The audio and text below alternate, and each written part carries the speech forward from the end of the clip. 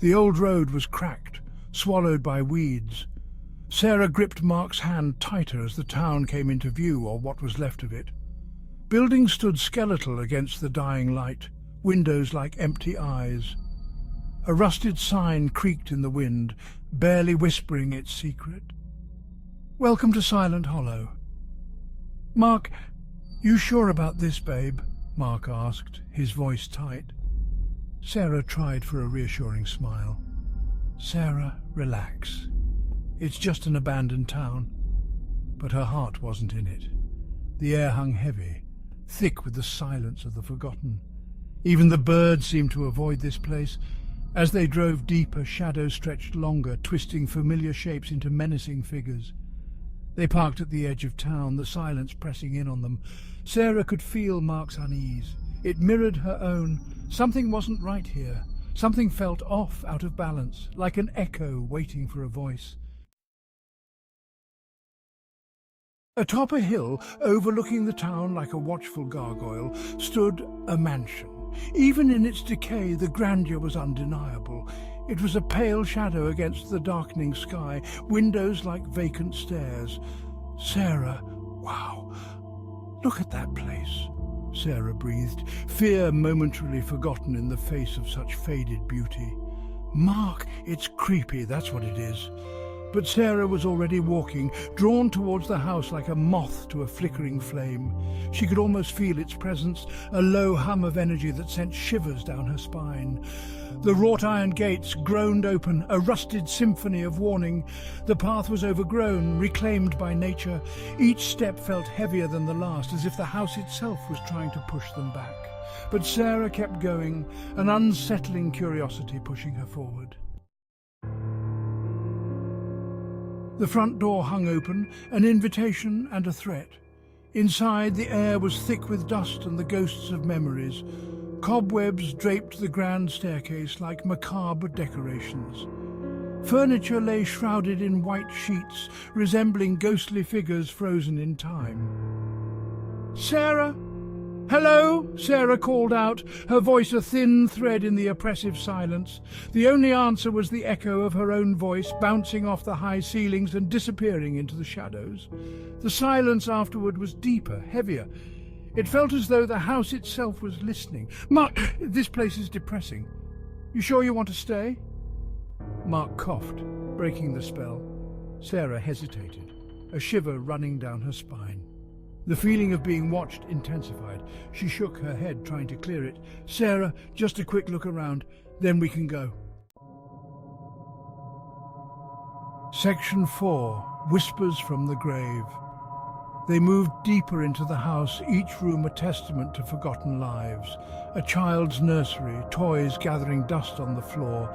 A formal dining room, the table set for a meal never served.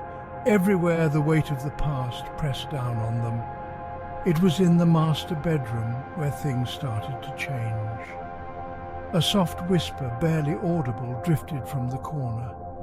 Sarah froze, her blood turning to ice. "Did you hear that?" she whispered, her voice trembling. Mark shook his head, his face pale. "Hear what?" But Sarah knew what she had heard. It was a woman's voice filled with sorrow and a chilling rage. It spoke of betrayal, of pain, of a thirst for revenge. It spoke of things better left buried.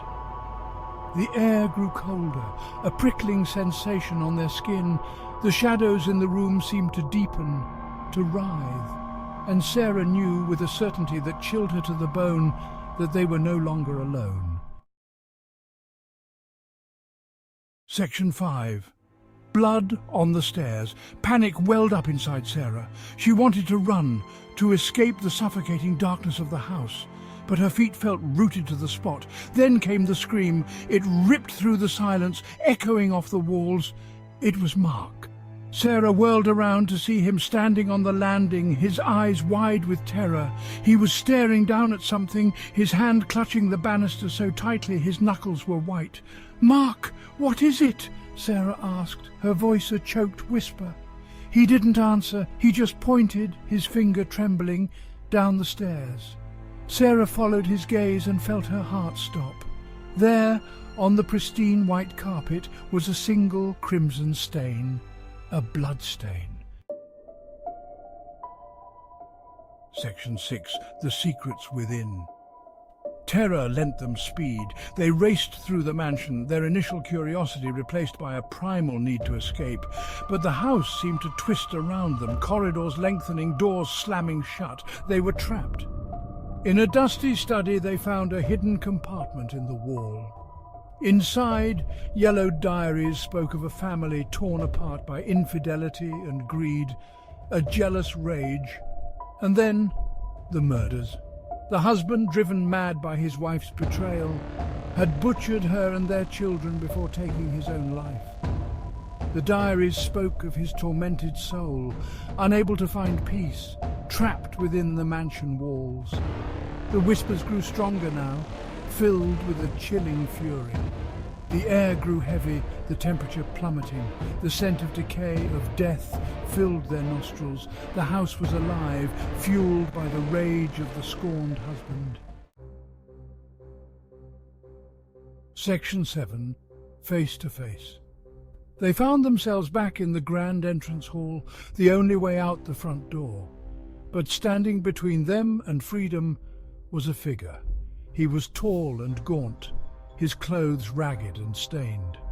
His face was hidden in the shadows, but his eyes, burning with a cold fire, were fixed on them. The air crackled with unseen energy. "You will not escape," the figure rasped, his voice like dry leaves scraping across bone. "This house is my prison, and you will remain here with me forever." Sarah felt a surge of defiance. "We didn't do anything to you," she cried. "Let us go." The figure laughed, a hollow, chilling sound. "You are trespassers in my domain, and now you will pay the price." He lunged,